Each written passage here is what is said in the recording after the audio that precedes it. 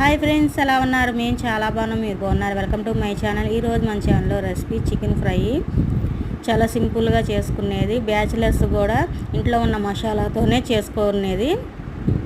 ఇది బిర్యానీలోకి, వైట్ రైస్లోకి, రసంలోకి, దేనిలోకి చాలా బాగుంటుంది. ఎలా చేసుకోవాలో చూసేద్దాం. ముందుగా 1 కేజీ చికెన్ తీసుకొని శుభ్రం చేసుకొని పసుపు, 2 స్పూన్ల కారము, 1 స్పూను ఉప్పు, అల్లం వెల్లుల్లి పేస్టు, 1 స్పూను ధనియాల పొడి, జీలకర్ర పొడి, పచ్చిమిర్చి, టమాటా 1, ఆనియన్ 1 కట్ చేసుకొని వేసుకొని మసాలా మొత్తం చికెన్ పట్టేలాగా కలుపుకొని ఒక అరగంట నానబెట్టుకొని ఒక బాండీ పెట్టుకొని ఆయిల్ వేసుకొని జీడిపప్పు, కొత్తిమీర, కరివేపాకు వేసుకొని అది చిటపట్లాడిన తర్వాత ముందుగా మనం నానబెట్టుకొని చికెన్ వేసుకొని చికెన్లో వాటర్ అంతా పోయి డ్రై అయ్యేదాకా ఉడికించుకోవాలి. లాస్ట్లో గరం మసాలా, కసూరి మేతి, కొత్తిమీర వేసుకొని బాగా కలుపుకోవాలి. అంతే ఫ్రెండ్స్, చికెన్ ఫ్రై రెడీ అయిపోయింది. నచ్చితే లైక్ చేయండి, షేర్ చేయండి, సబ్స్క్రైబ్ చేసుకోండి ఫ్రెండ్స్.